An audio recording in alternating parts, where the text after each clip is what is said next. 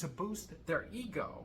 Some of them have low self-esteem, and that's the only way they can build their self-esteem. So when I speak on this, I'm not talking about all women, obviously. I'm talking about the transphobic women and the women that say stupid stuff like that.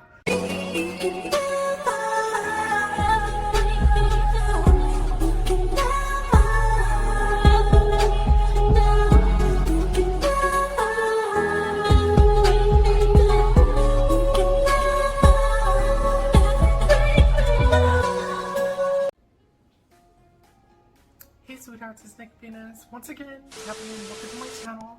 If you're new to my channel, please make sure you hit the subscribe button, turn on all post notifications so you can be notified every time I upload. In this video, I'll be talking about why it bothers trans women when biological women say, oh, she's trying to be me. And girl, I'm going to explain this in a very simplified way. Okay, so I'm going to use certain analogies because we all know the trans folks are slow and they have a limited capacity. I'm going to use two analogies.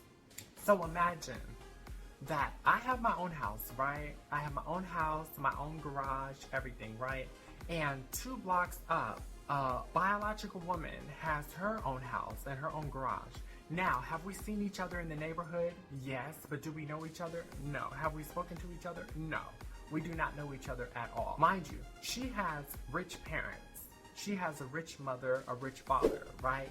So for her birthday, she is given her dream car, right? Let's just say her dream car is like a Lamborghini or something, right? So she's like, oh, I want this specific Lamborghini for my birthday. It's my dream car. So her parents go out and buy it for her, right?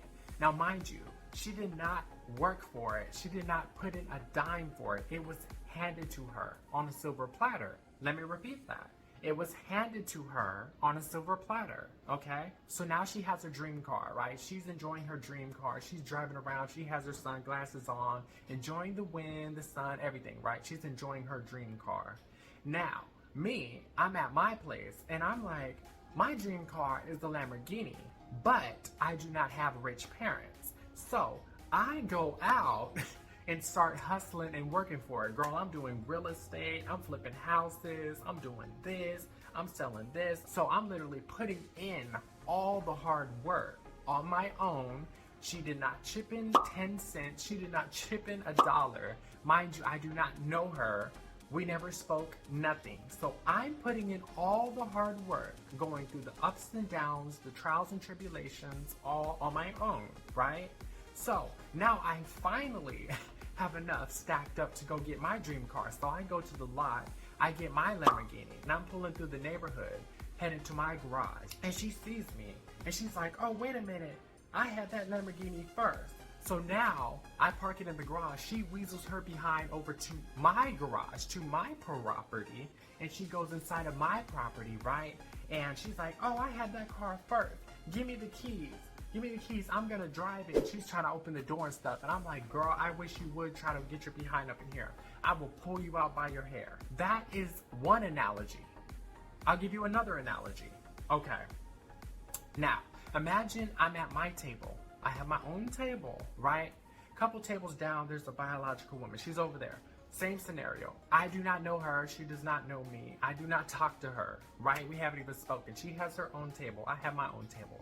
Now, on her table, she has a butler. So that butler is in the kitchen, you know, cooking up the main dish, the side dish, the drinks, this course, the appetizers, everything, bringing it to her table. So once again, handed to her on a silver platter. She didn't lift a hand for it. He's even putting the little bib. You know, you have the little bib and you put it on your neck, and he's feeding her with spoons and forks and stuff. She got sauce dripping down her face, laughing and everything, right?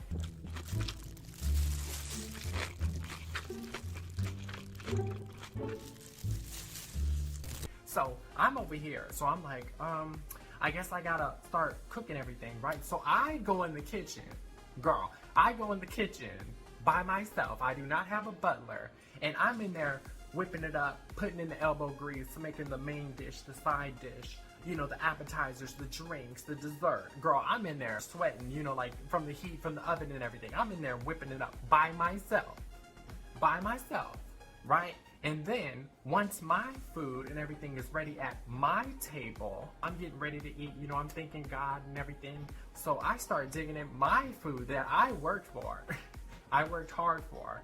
And she looks and she wants to weasel her behind over to my table and say, oh, well, that's the same type of food that I have. You owe me half a portion of your stuff.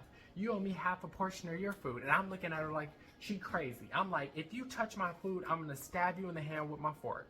Simple as that. So these are the perfect analogies of why it bothers trans women when biological women say, oh, you trying to be me. Because mind you, they're not saying, oh, you're trying to be us, like as in, oh, you're trying to be a woman. No, they're saying you're trying to be me as an individual to boost their ego. Some of them have low self-esteem, and that's the only way they could build their self-esteem. So when I speak on this, I'm not talking about all women, obviously. I'm talking about the transphobic women and the women that say stupid stuff like that. I noticed that a lot of these type of women, they think that they're God. And that's straight up blasphemous. Like, for real. They literally think that they're God. They think that they're above trans women. They think they're above men. They think they're above everybody. That's the mentality that they have. They have like this pedestal mentality. It's super delusional.